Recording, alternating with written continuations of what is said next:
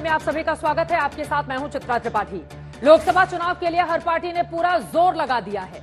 विपक्ष के सामने प्रधानमंत्री नरेंद्र मोदी के विजय रथ को रोकने की बड़ी चुनौती है, तो वहीं पीएम मोदी ने इस बार 400 सीट की गारंटी दे दी है, यानी कि बीजेपी इतिहास रचने के इरादे से चुनावी मैदान में उतरने वाली है, जिसकी गारंटी बार बार प्रधानमंत्री नरेंद्र मोदी की ओर से हर एक मंच पर दी जा रही है। 370 भारतीय जनता पार्टी के लिए और एनडीए के लिए 400 सीटों की बात बार बार उनकी ओर से की जा रही है, जिसकी स्क्रिप्ट खुद लिख रहे हैं प्रधानमंत्री नरेंद्र मोदी।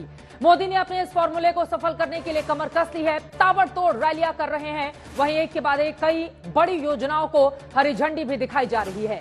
जातिगत समीकरण हो या फिर क्षेत्रीय पॉलिटिक्स, बीजेपी हर पहलू को लेकर अपनी रणनीति तैयार करने में जुट गई है। उधर विपक्ष ने इंडिया गठबंधन के ऐलान के साथ इस लड़ाई को लेकर बड़ा प्लान तैयार किया था, लेकिन वक्त के साथ विपक्ष की हर रणनीति ऐसा लग रहा है कि जैसे जैसे चुनावी तारीख करीब आएगी वैसे वैसे वो कमजोर होती हुई दिखाई दे रही है। एक के बाद एक सहयोगी दल अलग हो रहे हैं, सीटों के समीकरण का फॉर्मूला तैयार नहीं हो पा रहा और इस पूरी लड़ाई में आज जंग का अखाड़ा बना है उत्तर प्रदेश, जहां एक और प्रधानमंत्री नरेंद्र मोदी ने अलग अलग शहरों के दौरे किए, तो वहीं राहुल गांधी की भारत जोड़ो यात्रा आज अमेठी पहुंची।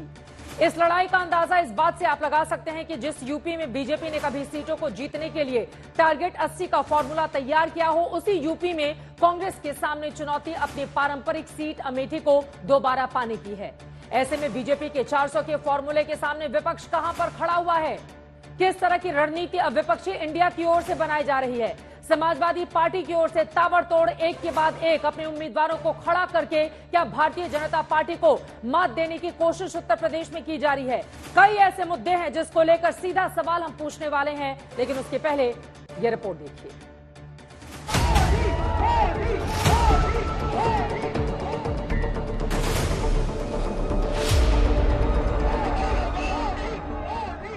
एक और विपक्ष ने पीएम मोदी के विजय रथ को रोकने के लिए इंडिया गठबंधन का ऐलान किया, तो दूसरी ओर प्रधानमंत्री नरेंद्र मोदी ने जवाब में इस बार टारगेट 400 कर दिया। 400 सिर्फ एक नंबर नहीं है, ये एक मील का पत्थर है जिसे प्रधानमंत्री ने अपने लिए तैयार किया है। आज विपक्ष के नेता भी एनडीए सरकार 400 पार के नारे लगा रहे हैं और एनडीए को 400 पार कराने के लिए भाजपा को 370 का माइलस्टोन पार करना ही होगा। ये सिर्फ चुनावी नारा या हवाई बातें नहीं है, इस टारगेट में प्लान है, रोड मैप है, रणनीति है और आक्रामक तरीके से चल रहा काम जो अब जमीन पर भी नजर आ रहा है। बिना रुके बिना थके प्रधानमंत्री मोदी रैलियां कर रहे हैं, योजनाओं की हरी झंडी दिखा रहे हैं और एक बार फिर साबित करने की कोशिश कर रहे हैं कि मोदी है तो मुमकिन है। प्रमोद जी, अच्छा हुआ कुछ दिया नहीं, वरना जमाना ऐसा बदल गया है कि अगर आज के युग में सुदामा श्री कृष्ण को एक पोटली में चावल देते, वीडियो निकल आती, सुप्रीम कोर्ट में पीआई हो जाती और जजमेंट आता कि भगवान कृष्ण को भ्रष्टाचार में कुछ दिया गया और भगवान कृष्ण भ्रष्टाचार कर रहे थे। 80 सीटों वाला यूपी आज सियासी जंग का अखाड़ा बना। अमेठी में राहुल गांधी रोड शो करते नजर आए, जहां चुनौती अपनी पारंपरिक सीट पर जमीन तलाशने की है, तो वहीं संभल से लेकर लखनऊ तक प्रधानमंत्री नरेंद्र मोदी ने हुंकार भरी। इंडिया गठबंधन के सामने भी चुनौती है कि आखिर वो पीएम मोदी की हैट्रिक को कैसे रोकेंगे, क्योंकि अब बयानों में भी विपक्ष की टूटती हिम्मत दिखने लगी। तुम लोग सो रहे हो, 73% हिंदुस्तान का जो बब्बर शेर है, जो इस देश को चलाता है, जो इस देश को आगे ले जाता है, वो सो गया, डर गया। 2024 के अंदर बीजेपी अगर नहीं हारी लोकसभा चुनाव, तो 2029 के अंदर आम आदमी पार्टी इस देश को बीजेपी से मुक्ति दिलाएगी। एक और इंडिया गठबंधन भले ही मोदी सरकार को रोकने का दम भरे, लेकिन जमीनी स्तर पर गठबंधन कमजोर होता नजर आ रहा है। वहीं बीजेपी लगातार अपना कुनबा बढ़ा रही है। गठबंधन सिर्फ पार्टी स्तर पर ही नहीं टूट रहा, बल्कि पार्टी के नेता भी टूट रहे हैं। महाराष्ट्र में अशोक चौहान के बीजेपी में शामिल होने के बाद जहां राज ठाकरे एनडीए के साथ आ गए हैं, वहीं आंध्र और तेलंगाना में टीडीपी और बीजेपी की करीबियां आगे की रणनीति की ओर इशारा कर रही हैं। मैं तो प्रमोद करसम जी को एक राजनीतिक व्यक्ति के रूप में दूर से जानता था, लेकिन अभी जब कुछ दिन पहले मेरी उनसे पहली मुलाकात हुई तो ये भी पता चला कि वो ऐसे धार्मिक आध्यात्मिक कार्यों में कितनी मेहनत से लगे रहते हैं। कल की मंदिर के लिए इन्हें पिछली सरकारों से लंबी लड़ाई लड़नी पड़ी। ममता बनर्जी, केजरीवाल से लेकर नीतीश कुमार जैसे दिग्गजों ने इंडिया गठबंधन को तोड़कर रख दिया। वहीं फारूक अब्दुल्ला के बाद अब महबूबा मुफ्ती के भी घाटी में अकेले चुनाव की अटकलें तेज हो रही हैं। जयंत चौधरी के बाद यूपी में भी समाजवादी पार्टी को अपने बयानों से नुकसान पहुंचाने के बाद स्वामी प्रसाद मौर्य ने भी अपनी अलग पार्टी का ऐलान किया। राष्ट्रीय महासचिव का बयान पार्टी का हो जाता है और दूसरे राष्ट्रीय महासचिव का बयान निजी हो जाता है, ये भेदभाव क्यों? अगर यही भेदभाव होना है तो ऐसा भेदभावपूर्ण पद मुझे नहीं चाहिए। किसी के मन में क्या है ये कौन सी मशीन बताएगी? और लाभ लेके तो सब चले जाते हैं। अब सवाल यह है कि टूटता इंडिया गठबंधन कैसे प्रधानमंत्री मोदी के विजय रथ को रोकेगा, क्योंकि बीजेपी के इरादे 400 के टारगेट को लेकर साफ है। जिनका लक्ष्य ही अपने बेटे बेटी भतीजों का कल्याण हो, वो गरीब का कल्याण कर सकता है क्या? कभी नहीं कर सकता। 7 परिवारवादी पार्टियों का गठबंधन इंडिया अलायंस है, इससे ज्यादा कुछ नहीं है। 2014 में अब की बार मोदी सरकार के नारे को सफल किया। 2019 में फिर से मोदी सरकार के नारे को सफल किया। अब प्रधानमंत्री नरेंद्र मोदी अब की बार 400 पार की गारंटी लेकर चुनावी मैदान में उतरे हैं। आज तक ब्यूरो।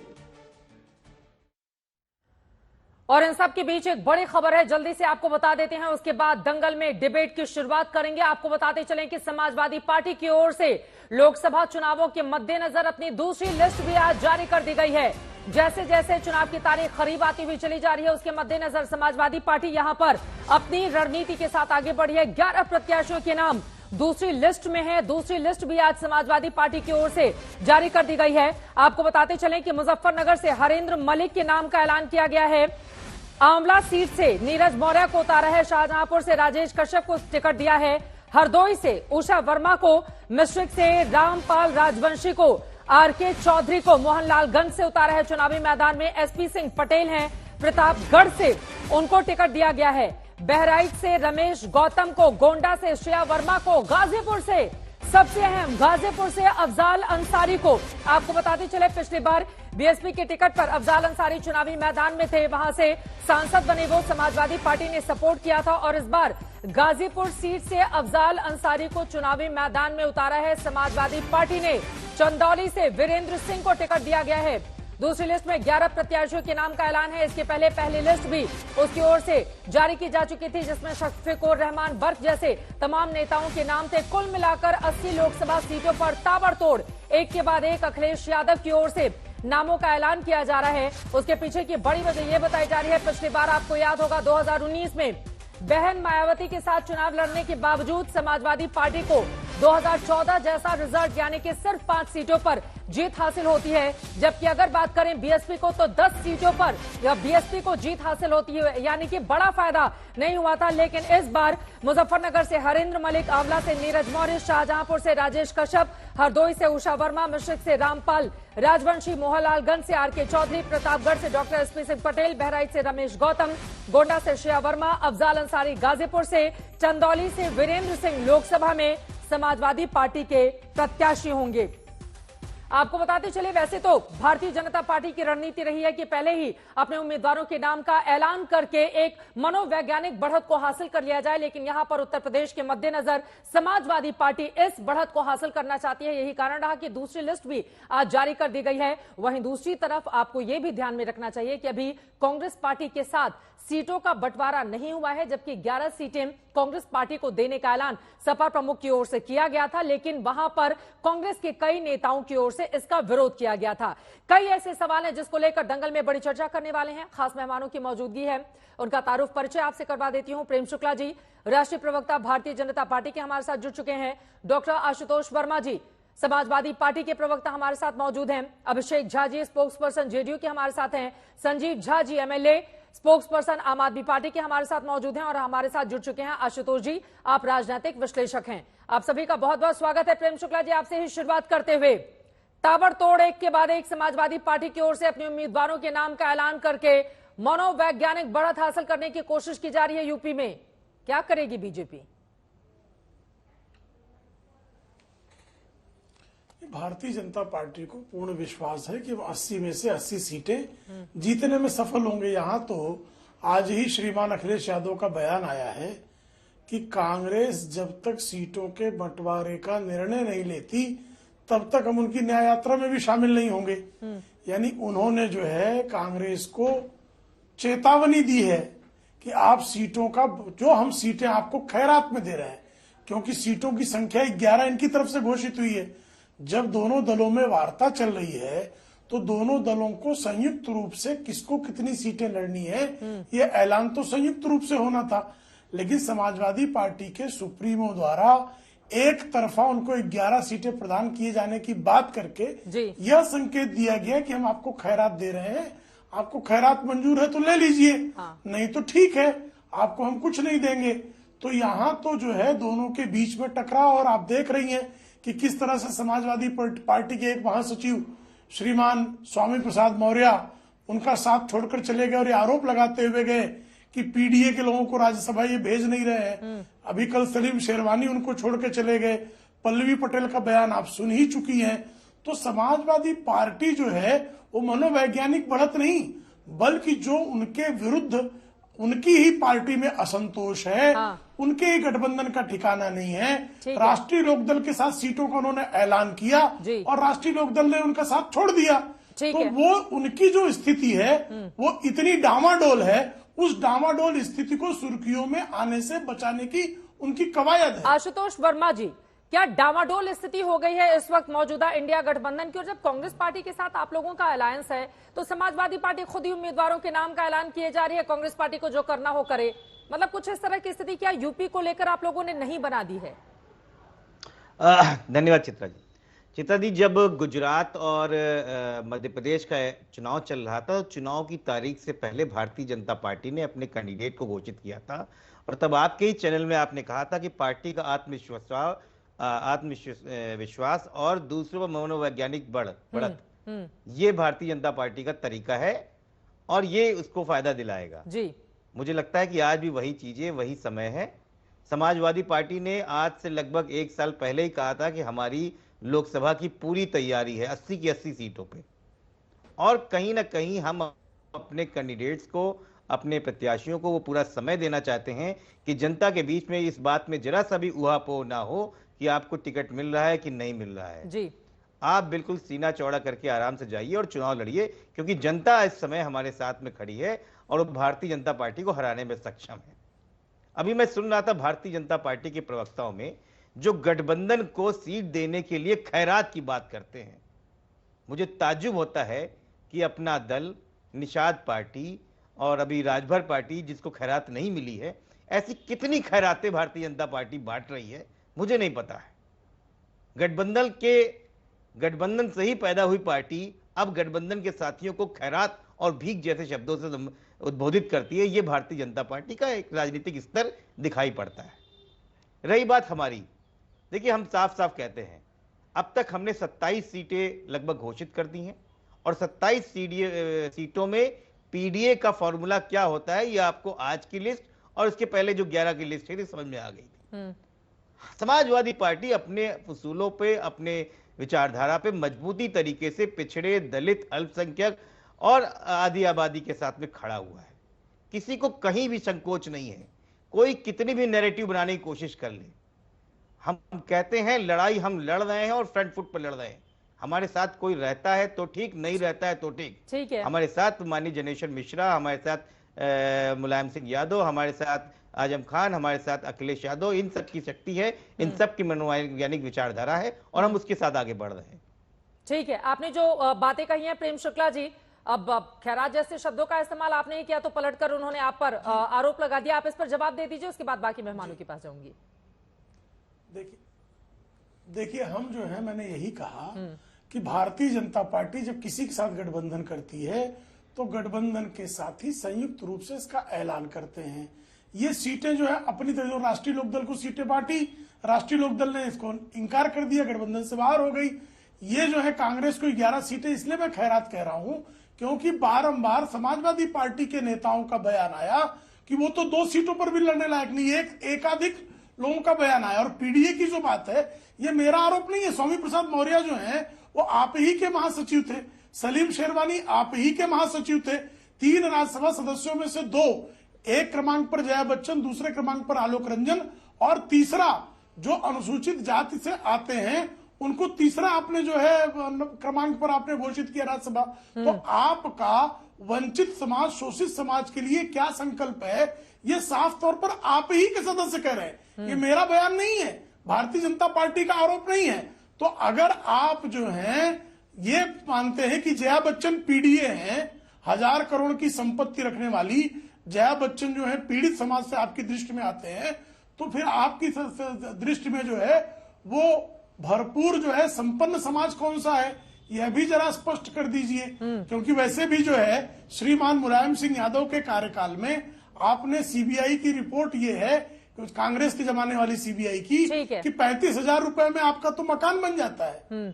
35,000 में शौचालय के नहीं बन पाता मित्र, आपका बंगला 35,000 में बन गया था। और श्रीमती सोनिया गांधी के नेतृत्व वाली यूपीए सरकार का जो है सीबीआई ने इसको स्वीकार भी लिया था। ठीक है। और यह आरोप भी कालांतर में विश्वनाथ चतुर्वेदी ने सुप्रीम कोर्ट में लगाया कि जो है आपकी सीबीआई रिपोर्ट मैनेज थी, जो विश्वनाथ चतुर्वेदी आज भी कांग्रेस में है।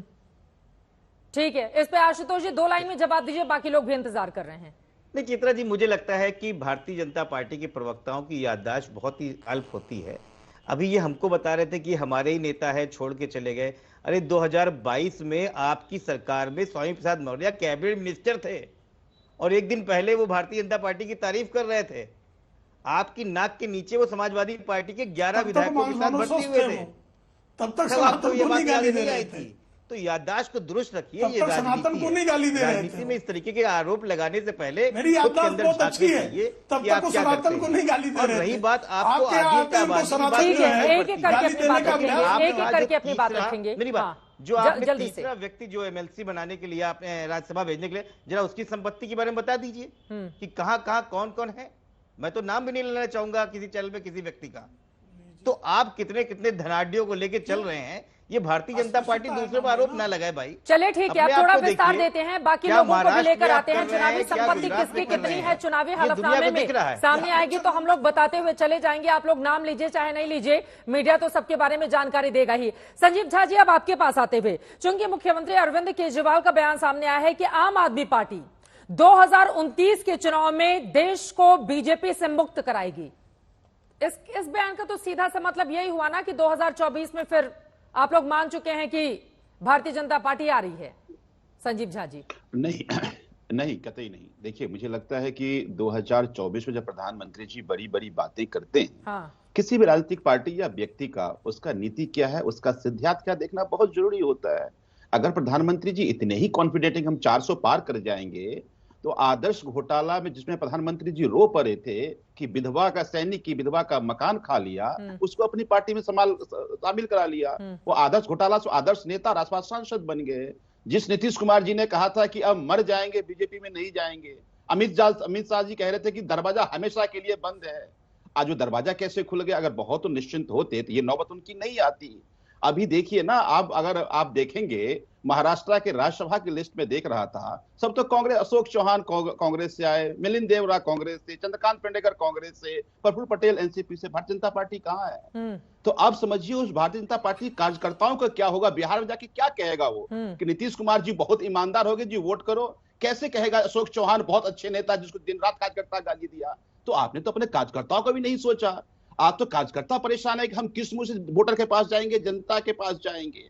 तीसरी बात मुझे ये लगता है कि देखिए एक चीज बहुत सबको समझ में आनी चाहिए कि आज प्रधानमंत्री अभी चंडीगढ़ का एक मॉडल आपने देखा और आज सुप्रीम कोर्ट का फैसला भैया, सुप्रीम कोर्ट ने जिस तरह से कहा और वो जो पीठासीन पदाधिकारी ने कहा कि हाँ हमने बैलेट को रिजेक्ट किया, तो चुनाव जीतने के लिए ये किसी भी लेवल पे जा सकते हैं, कुछ भी कर सकते हैं। तो अगर कुछ भी करके जीतना है तो आप कह दीजिए 500 पार, तो कोई बात ही नहीं है। लेकिन देश की जनता को जो आपने 2013 में 14 में 15 में आपने वादा किया था कि महंगाई की मार बहुत हो गई, मोदी सरकार, रोजगार का बुरा हाल, मोदी सरकार, कल ही देखिए ना यूपी पुलिस का एग्जाम लीक हो गया, लाखों की संख्या में बच्चे गए और वो परेशान है, घबरा रहे हैं, अब वो उनको नौकरी नहीं मिल पा रही है। तो अब जो बड़ी बड़ी होर्डिंग में मोदी की गारंटी देखते हैं, तो मैं सोचता हूँ कि ये कैसी गारंटी, वो गारंटी जो उन्होंने कहा था वो नहीं करेंगे, नहीं करने की गारंटी है क्या? ठीक है, क्योंकि महंगाई की मार की बात हुई थी तो नहीं हो पाई। एक बड़ी खबर आ रही है, उसके बाद मैं फौरन आ रही हूँ। संजीव जी, आपने बेहद महत्वपूर्ण बात कही है।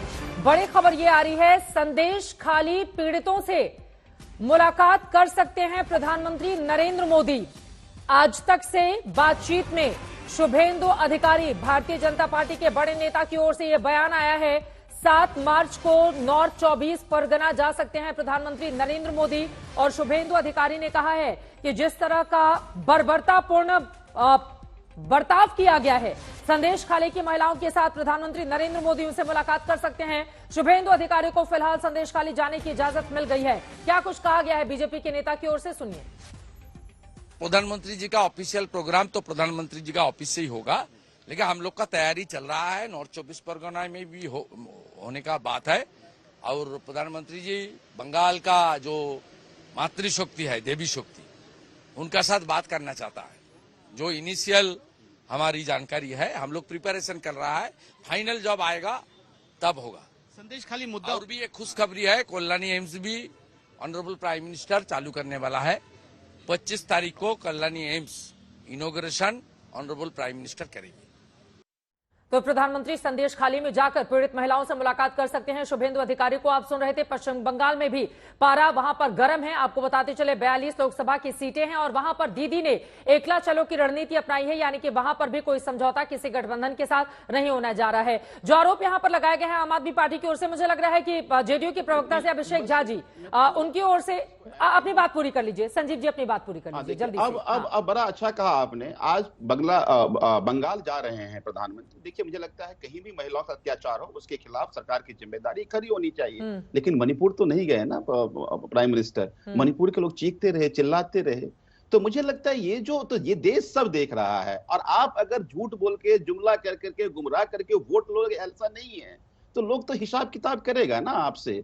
तो मुझे तभी मैं कह रहा हूं कि प्रधानमंत्री जो कह रहे हैं वो होगा, ऐसा नहीं है। प्रधानमंत्री हर पार्टी अपनी बात कहता है, और हम जब कहते हैं 2024 और 29 तो हमेशा प्लान ए और प्लान बी होना चाहिए, और प्लान ए प्लान बी पे काम करें। इनके तरह केवल हम झूठ का पहाड़ नहीं बना रहे। ठीक है प्रेम शुक्ला जी, इनकी बातों पर आप जवाब दे दीजिए, उसके बाद अभिषेक झा जी और आशुतोष जी मैं फौरन आपके पास आ रही हूँ। प्रेम शुक्ला जी। नहीं, सत्यवादी तो सबसे बड़े अरविंद केजरीवाल हैं जो लोकपाल आज तक नहीं ले आए। सत्यवादी सबसे बड़े अरविंद केजरीवाल हैं जो बच्चों की कसम खा रहे थे। ये अरविंद केजरीवाल का प्रेत होगा व्यक्ति तो है ही नहीं, क्योंकि उन्होंने बच्चों की कसम खाई थी। सबसे बड़े सत्यवादी अरविंद केजरीवाल हैं जो कह रहे थे कि श्रीमती सोनिया गांधी भ्रष्ट है, कांग्रेस भ्रष्ट, इनको जेल में होना चाहिए, और आजकल उनके चरण पखारने में स्वयं को धन्य पा रहे हैं। वो शरद पवार को भ्रष्ट कह रहे थे, उनके साथ गठबंधन करने के लिए बेताब है। वो लालू प्रसाद यादव को भ्रष्ट कहते हैं, जो कन्विक्ट होने के बाद उनको इंडी अलायंस में लेने के लिए और उनको सर्टिफिकेट देने के लिए अत्यंत बहुत पढ़े लिखे होने का दावा करते हैं, और 9वीं फेल के पीछे पीछे चलने में अपने को धन्य पाते हैं। ये कहते हैं कि हमने अंतरराष्ट्रीय स्तर की अस्पतालें दिल्ली को दे दी है, और दवाई घोटाला मोहल्ला क्लिनिक्स में जो है नकली दवाइयां बेच दी। इन्होंने कहा हमने अंतरराष्ट्रीय स्तर के विद्यालय बनाए हैं। आज इनकी स्थिति यह है कि इन्होंने मदिरालय जरूर खोले, और इनका एक मंत्री जेल में रहकर महीनों जेल मंत्री रहा, इनका उप मुख्यमंत्री जेल में है, और उसके बारे में सुप्रीम कोर्ट कहता है कि मनी ट्रेल के हमको प्रमाण मिले। इनके सांसद जेल में हैं, और अरविंद केजरीवाल समन पर समन आने के बावजूद अपनी जान बचाने के लिए विधानसभा का सत्र बुला लेते हैं। ऐसी तो उनकी दशा है। तो ईमानदारी पर जो है कट्टर बेईमान जो है वो ईमानदारी के प्रमाण पत्र भी बांटेंगे, कट्टर झूठा जो है वो सत्यवादी का सर्टिफिकेट भी बांटेगा। ये तो गजब ही है। और इतनी बेशर्मी सिर्फ और सिर्फ आम आदमी पार्टी और उसके प्रवक्ताओं में ही हो सकती है। संजीव झा जी, आप जल्दी से 2 लाइन में जवाब दे दीजिए। अभिषेक जी, आशुतोष जी इंतजार करें जल्दी से। दो ही बात कि इस बार की अगर सरकारी स्कूल रिजल्ट देखेंगे तो 1200 बच्चे डॉक्टर इंजीनियर सरकारी स्कूल के बने हैं, 45 बच्चे एक ही स्कूल के एनडीए पास किया है जो दिल्ली के सरकारी स्कूल है। ये तो हमारा रिजल्ट है, एक बात। दूसरी बात आप कह रहे हैं, देखिए 2 एजेंसी है, सीबीआई और ईडी, 2 एजेंसी एक ही ऑफेंस को जांच कर रही है। सीबीआई से बिल सबको मिल गया, ईडी से बिल नहीं मिल रहा। तो ईडी को आपने जांच एजेंसी ने मॉन्स्टर बना के रखा हुआ है, तो ईडी में बेल संभव नहीं है, आपने ऐसा सेक्शन 45 अमेंडमेंट करके बना दिया आपने। तो ईडी का उपयोग ही आप कर रहे हैं अपोजिशन को डराने के लिए। फिर जो आपके पास आ गया वो पाक साफ, और जो आपसे आंख में आंख मिलाकर चुनौती दे दे उसको जेल में, तो जेल में डालिए ना, कौन जेल डालने से डरता है। ठीक है, देश की जनता जवाब देगी आप। अभिषेक झा जी, हर जगह विपक्षी दलों की ओर से आरोप लगाए जा रहे हैं कि दरअसल ईडी, सीबीआई, आईटी का डर दिखाकर विपक्षी दलों को अपने साथ लाए जाने की कोशिश है। अब चूंकि नीतीश कुमार जी हाल ही में आए हैं, उनकी अलग वजह हो सकती है, लेकिन अभिषेक झा जी, आप लोगों को लग रहा है कि ये जो बड़े बड़े नारे दिए जा रहे हैं, अब की बार एनडीए 400 पार और बातें गिनाई जा रही हैं, यहां पर आशुतोष वर्मा की पार्टी ने पहले ही धड़ाधड़ अपने कैंडिडेट का ऐलान करते एक मनोवैज्ञानिक बढ़त हासिल कर ली, उसमें आत्मविश्वास भी जोड़ लेते हैं हम कि आत्मविश्वास दिखाने की भी कोशिश है कि हमारी तैयारी पूरी है। लेकिन आप लोगों के बीच अभी सीटों को लेकर पेंच फंसा हुआ है। अभिषेक जी,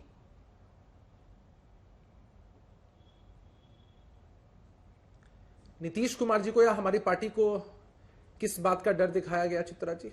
हमने कभी कहा क्या कि हमें डर दिखाया गया तब हमारी पार्टी ने फैसला किया कि हम एनडीए के साथ शामिल हो जाएंगे? देखिए, एक कहावत है कि चोर की दाढ़ी में तिनका होता है। जो गलत करते हैं उन्हें ही डर लगता है। And there is no smoke without fire, बिना आग के धुआं नहीं उठता है। कुछ बात होती है तभी जांच एजेंसियां इनके पास जाती हैं और तथ्य सामने आते हैं। हम इस बात के खिलाफ रहते हैं कि अगर कोई निर्दोष व्यक्ति है तो उसे परेशान किया जाए, लेकिन हम भी तो देख पा रहे हैं कि जो लोग चिल्ला चिल्लाकर अपनी बातें कह रहे हैं, खुद को सच्चा बताने में लगे हैं, कोर्ट से उनको सर्टिफिकेट नहीं मिल रहा है। बहुत सारे नेता आज भी सलाखों के पीछे हैं। इतनी दफे तारीख मिल गई होगी लेकिन बेल नहीं मिल पाई है, राहत नहीं मिल पाई। मतलब कुछ तो संलिप्तता रही होगी, कुछ तो बात रही होगी। और वही बात है ना कि इनका ध्यान कहां रहता है कि भारतीय जनता पार्टी ने किन लोगों को अपने साथ शामिल करा लीजिए। अगर आप में ताकत क्षमता है तो आप ही क्यों नहीं शामिल करा लेते हैं लोगों को अपने साथ? राजनीति या सार्वजनिक जीवन है क्या? समूह लेकर चलना, संगठन लेकर चलना, लोगों को अपने साथ जोड़ना, उनको भरोसा दिलाना कि आप सही रास्ते पर हैं। और अगर कुनबा एनडीए का बड़ा होता चला जा रहा है तो आप अपनी खामियों के एनालिसिस के बजाय इस बात के पीछे पड़े हुए हैं कि एनडीए में जो लोग शामिल हो रहे हैं किन कारणों से शामिल हो रहे हैं। भाई, आपको विश्लेषण करना चाहिए ना कि कांग्रेस पार्टी के अंदर कद्दावर नेता लगातार भाजपा में शामिल हो रहे हैं। क्यों? कांग्रेस पार्टी इसी गुमान में जी रही है कि भाई वो जो भी कर रहे हैं सच ही कर रहे हैं। एकदम राजनीतिक रूप से जो लोग कमजोर हैं इनके यहाँ, उनको आगे बढ़ाकर ये लोग रास्ता बनाने की कोशिश कर रहे हैं। दूसरी बात चित्रा जी आपने की, 400 पार का नारा, क्या दिक्कत है इसमें? एनडीए के कुनबे की तरफ से अगर ये नारा लगता है, प्रधानमंत्री जी अगर इस बात को कहते हैं, इस दावे में क्या दिक्कत है भाई? सर्टिफिकेट इनको देना है, तय इनको करना है, नहीं ना, जनता तय करेगी, जनता देखेगी किसको मौका देना है। पिछली बार भी आंकड़ा बहुत बड़ा था और बड़ा लक्ष्य रखा गया है। हर पार्टी, हर गठबंधन के पास अधिकार है अपने लिए लक्ष्य तय करना, ये लोकतंत्र की खूबसूरती है। लेकिन इन्होंने आज तक नहीं बताया है कि इनका लक्ष्य क्या है, कौन से दल इनके साथ शामिल होंगे। अब देख लीजिए ना, समाजवादी पार्टी ने राजनीतिक रूप से करारा तमाचा ही तो मारा है कांग्रेस पार्टी के मुंह के ऊपर कि भाई सीटों का बंटवारा नहीं कीजिएगा, हम धड़ाधड़ कैंडिडेट्स अनाउंस करते रहेंगे, अंतिम में जो कुछ थोड़ी बहुत सीटें बच जाएंगी कांग्रेस पार्टी ले ले तो ले ले, वरना अकेले लड़ ले। और अकेले लड़का कर इनका हाल क्या हो सकता है, ये बिहार ने भी देखा है, बंगाल ने भी देखा है, उत्तर प्रदेश ने भी देखा है, और पूरा देश भी अब देखेगा कि ये लोग कहीं के नहीं रहेंगे, क्योंकि इनके पास कोई नेता नहीं है, कोई नीति नहीं है, कोई नियत नहीं है। ठीक है, इनका हश्र बुरा होगा। चित्रा आशुतोष जी, अब सीधे आपके पास आते हुए बहुत देर के बाद मैं आपके पास आ रही हूं, क्या नेता, नीति, नियत इसकी कमी हो गई है इंडिया गठबंधन में? और एक तरफ प्रधानमंत्री नरेंद्र मोदी, उन्होंने अपने कार्यकर्ताओं से कह दिया है कि 100 दिनों तक सब कुछ भूलकर चुनाव में लग जाएं, ऊर्जा, उमंग, उत्साह, विश्वास और जोश के साथ। वो कमी दिखाई दे रही है क्या दूसरी तरफ? देखिए, दो चीजें। पहली बात तो ये है कि प्रधानमंत्री हो या किसी भी पार्टी के नेता हो, कोई ये तो कभी नहीं कहता कि हम चुनाव हारने के लिए लड़ रहे हैं।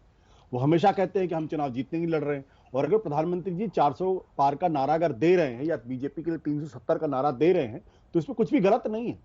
ये उनका अधिकार है और उनको पिछली बार अगर उनको 303 सीटें मिली थी तो इस बार 370 का टारगेट को देने के लिए पूरी तरीके से स्वतंत्र है।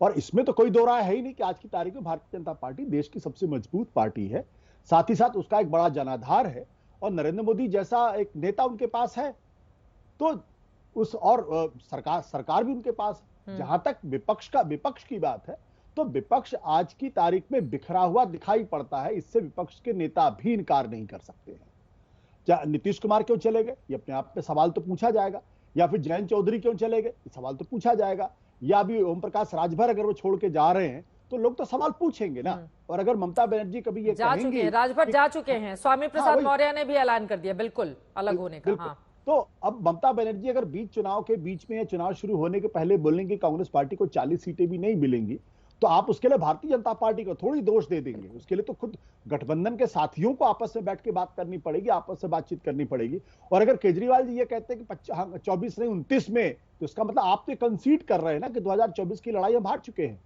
चुनाव के ठीक मौके पर कोई ये थोड़ी कहता है कि हम 29 में आपको हराएंगे। अरे अभी 24 की रणनीति क्या है, ये तो स्पष्ट होनी चाहिए।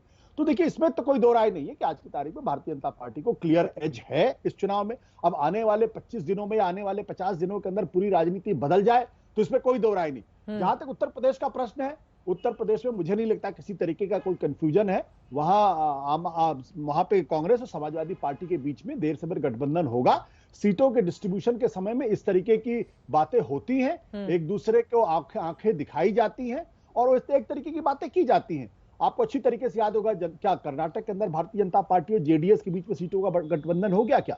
जेडीएस ने तो कहा है कि हमको वहां 4 सीटें चाहिए या 5 सीटें चाहिए, जबकि भारतीय जनता पार्टी पिछली बार वहां 28 में से 25 सीटें जीती थी। तो आप बीजेपी कैसे देगी वो 5 सीटें? तो इस तरीके की चीजें चुनाव के दौरान होती रहती हैं। मुझे इसमें कोई दिक्कत नहीं नजर आती। हाँ, जो लोग कांग्रेस का प्रदर्शन यूपी के आधार पे आंकते हैं, उनको भी अपना प्रदर्शन तमिलनाडु केरल के आधार पे आंकना चाहिए। ठीक है, आपने ये तंज कसा है। प्रेम शुक्ला जी के लिए एक और सवाल है, लेकिन जल्दी से जरा वो कोई तंज नहीं कसा। ठीक है, जल्दी से जरा वो हम ग्राफिक्स दिखा दें, उसके बाद एक और सवाल होगा। आपने कहा ना कि तमिलनाडु के आधार पर आंकना चाहिए बाकी लोगों को अपना प्रदर्शन, तो तमिलनाडु में फिलहाल कौन नहीं है वहां पर? तो वैसे भी आपको बताते चले AIADMK या डीएमके के बीच टक्कर रहती है। कांग्रेस और बीजेपी तो वैसे भी वहां पर पिछलग्गू पार्टी है, लेकिन हम यहाँ पर एक ग्राफिक्स दिखाना चाहेंगे। आप देखिए, जब इंडिया गठबंधन की शुरुआत हुई थी तो कितने जोशो खरोश के साथ ये आपके सामने है टूटता हुआ इंडिया गठबंधन पूरे जोश के साथ सामने आया था। मौजूदा वक्त में एनडीए में 38 दल है, इंडिया गठबंधन में 26 दल हैं। इंडिया गठबंधन के 26 दल आने के बाद छोटे छोटे दलों को भी जब एनडीए ने अपने आप में बीजेपी में शामिल करवाया था, बीजेपी का हिस्सा बनाया था एनडीए का, तो मजाक भी उड़ाया गया था इंडिया गठबंधन की ओर से कि तमाम ऐसे दल हैं जिसका कोई अस्तित्व नहीं है, लेकिन अपने कुनबे को बढ़ाने के लिए, आंकड़े को गिनाने के लिए एनडीए ऐसा करता हुआ चला जा रहा है। लेकिन यहां पर देखिए, अकेले चुनाव लड़ने का ऐलान किया गया टीएमसी की ओर से। आम आदमी पार्टी पंजाब में जाएगी, एनसी फारूक अब्दुल्ला अकेले जम्मू कश्मीर में, पीडीपी की ओर से भी खबर आ गई जम्मू कश्मीर में वो अकेले जाएंगे। जबकि बढ़ चढ़कर ये तमाम चेहरे पहुंचे हुए थे बिहार में, पटना में, जब जून के महीने में पहली बार इंडिया गठबंधन की बैठक हुई थी। अलग हुए दल, जेडीयू अलग हो गई है, आरएलडी अलग हो गई है। जेडीयू के अलग होने से बिहार में बहुत बड़ा झटका लगा है, जबकि आरएलडी यकीनन पश्चिमी यूपी में बीजेपी को फायदा पहुंचाएगी। ये अब किंतु परंतु की कोई बात नहीं हो गई, बीजेपी जो मानकर बैठी हुई है। अलग हुए नेता वो तो हम आपको दिखाई रहे हैं, ज्यादातर क्या सारे चेहरे, अशोक चव्हाण, मिलिंद देवड़ा हो, बाबा सिद्दीकी, अजित पवार, एनसीपी के अजित पवार को छोड़ दे तो ज्यादातर चेहरे कांग्रेस पार्टी के, जो भारतीय जनता पार्टी या फिर एनडीए के सहयोगी बन गए। तो इन आंकड़ों से आप समझ सकते हैं कि मौजूदा वक्त में स्थिति क्या रह गई है, और ये अलग अलग दल भी हम आपको दिखा रहे हैं। अब सीधे आपके पास आते हुए आशुतोष जी, एक और सवाल का जवाब मैं आपसे चाहूंगी, लेकिन एक बड़ी खबर आ रही है, उसके बाद मैं फौरन आपका रुख करूंगी। बड़ी खबर अमेठी से आ रही है। आपको बताते चले कि अमेठी में राहुल गांधी की ओर से लगातार वहां की जनता के बीच अपने आप को जिस तरह से बेटा के जरिए प्रेजेंट किया जा रहा है, हालांकि वो पिछली बार हार गए थे, लेकिन खबर यह है कि राहुल गांधी गो बैक के नारे लगे हैं।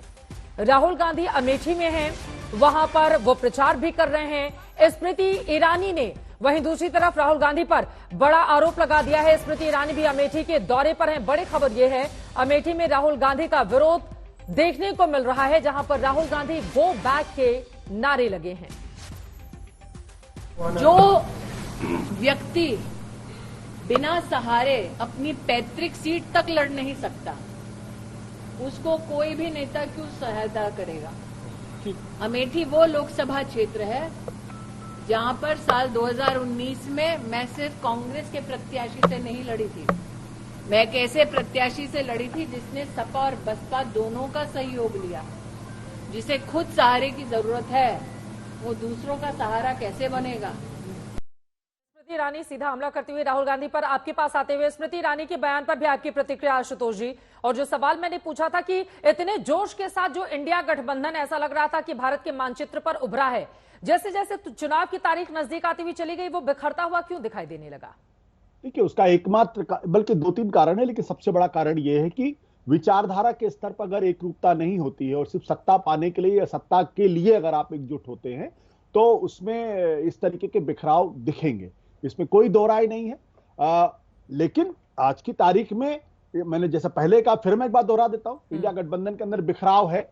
जहां तक अमेठी का प्रश्न है तो वहां से स्मृति ईरानी जीत कर आई है, ये तो सच्चाई, इससे तो कोई भी इनकार नहीं कर सकता है। और वो वहां प्रतिद्वंदी हैं। राहुल गांधी अगर वहां से चुनाव लड़ते हैं या नेहरू गांधी परिवार का वो एक बहुत पुराना गढ़ रहा है, अगर वो गिरता है तो इसके लिए तो राहुल गांधी और कांग्रेस पार्टी को तो जवाब देना ही पड़ेगा ना कि भाई आपकी अपनी पैतृक सीट थी, वो क्यों कमजोर हो गई, आप क्यों वहां पे चुनाव हारे।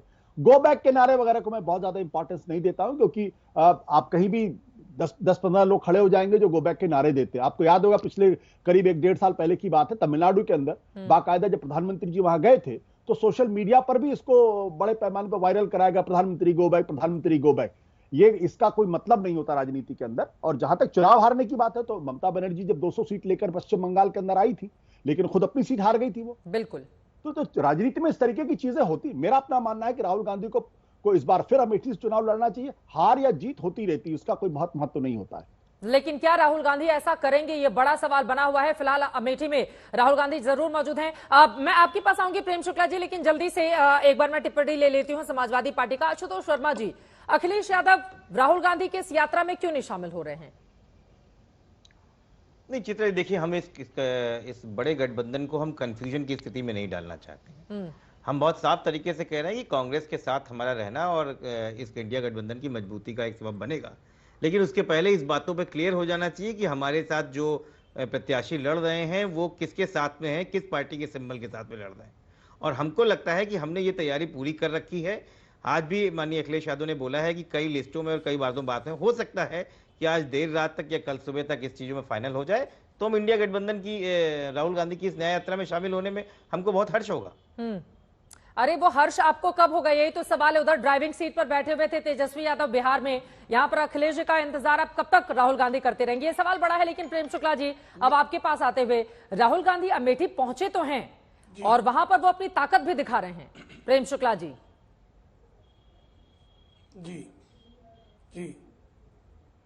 दिखाएं ताकत, उनके अमेठी वालों को तो उनकी ताकत पता ही है ना कि समाजवादी पार्टी, बसपा, आरएलडी सबसे रणनीतिक गठबंधन करने के बाद भी उनको दारुण पराभव का सामना अमेठी की जनता ने कराया। और लगातार सत्ता में रहने के बावजूद जो लोग अमेठी को एक जिला अस्पताल नहीं दे पाए, अमेठी को एक मुख्यालय नहीं दे पाए जिला का, और जिनकी दशा ये थी कि राजीव गांधी फाउंडेशन के नाम पर जो है सम्राट साइकिल के भूखंड को भी जो है उन्होंने गटक लेने का काम किया था, उनको अमेठी की जनता भली भांति पहचानती है। इसीलिए जब वायनाड गए तो उन्होंने उत्तर भारत के लोगों की बौद्धिक क्षमता पर भी प्रश्न चिन्ह लगा दिया। और उन्होंने एक बार कहा था कि उत्तर प्रदेश के लोग कब तक जाकर जो है महाराष्ट्र में भीख मांगेंगे।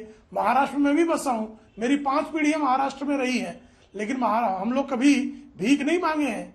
अब वो जो है उनका नेहरू जी क्या जो है कश्मीर से उत्तर प्रदेश आए थे तो भीख मांगने आए थे।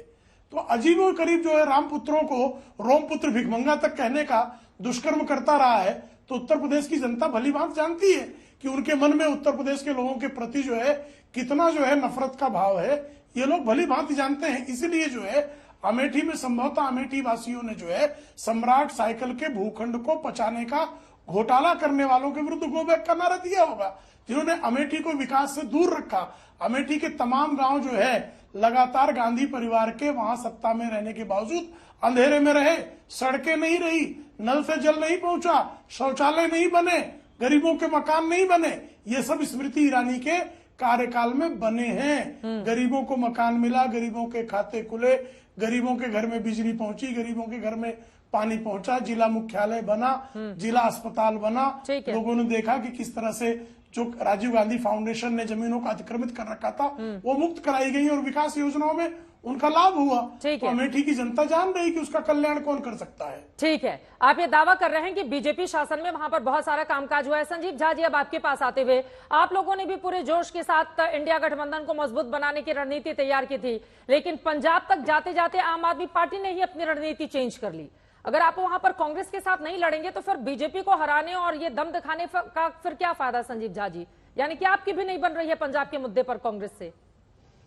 नहीं, देखिए बिल्कुल बन रही है, और ये म्यूचुअली डिसाइड किया गया कि पंजाब में भारतीय जनता पार्टी का तो कुछ है नहीं। तो भारतीय जनता पार्टी का ना कोई वजूद है, ना कोई वहां पर किसी तरह के अपने रिप्रेजेंटेशन है, तो वहां बीजेपी से लड़ने की जरूरत नहीं है। एक बात। दूसरी बात कि कल भी आज भी बैठक हुई थी, दिल्ली में अलायंस को लेकर बातें हो रही है। और देखिए सबसे महत्वपूर्ण बात क्या है, भले ही कितने भी बिखराव क्यों ना हो सकता है कि सैद्धांतिक तौर पर हमारा कई बात पर विरोध हो, लेकिन एक बात पर सबकी सहमति है कि इस 5 साल में नरेंद्र मोदी जी की सरकार ने इस देश के पार्लियामेंट्री प्रोसेस को खत्म करने की साजिश की है। नरेंद्र मोदी जी की सरकार ने इस देश के संविधान को कमजोर करने की साजिश की है।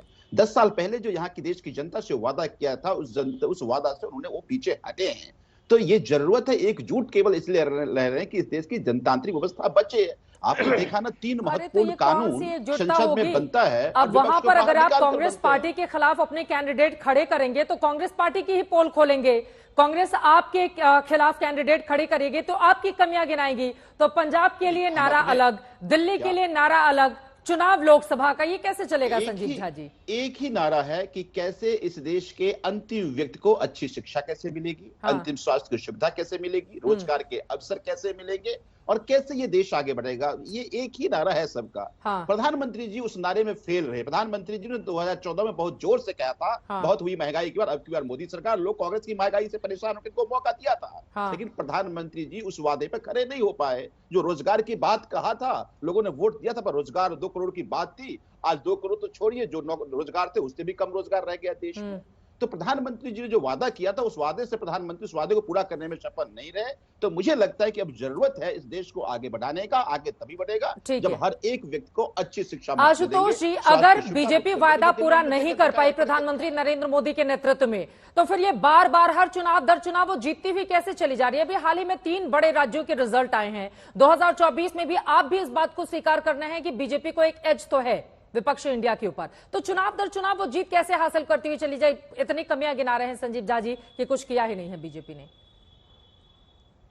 नहीं, देखिए अगर इस सवाल मुझसे आशुतोष जी जल्दी से क्लोजिंग कमेंट। हाँ, म्यूट हैं सर, आप म्यूट हैं। चित्रा जी, चुनाव जीतने का मतलब ये कतई नहीं होता कि आपने सारे वादे पूरे कर लिए। कांग्रेस पार्टी इस देश के ऊपर करीब 50 साल तक उसका शासन था, लोगों ने कांग्रेस पे भरोसा दिया था, और ये वो समय था जब भारतीय जनता पार्टी 1951 से उन्होंने चुनाव लड़ना शुरू किया था।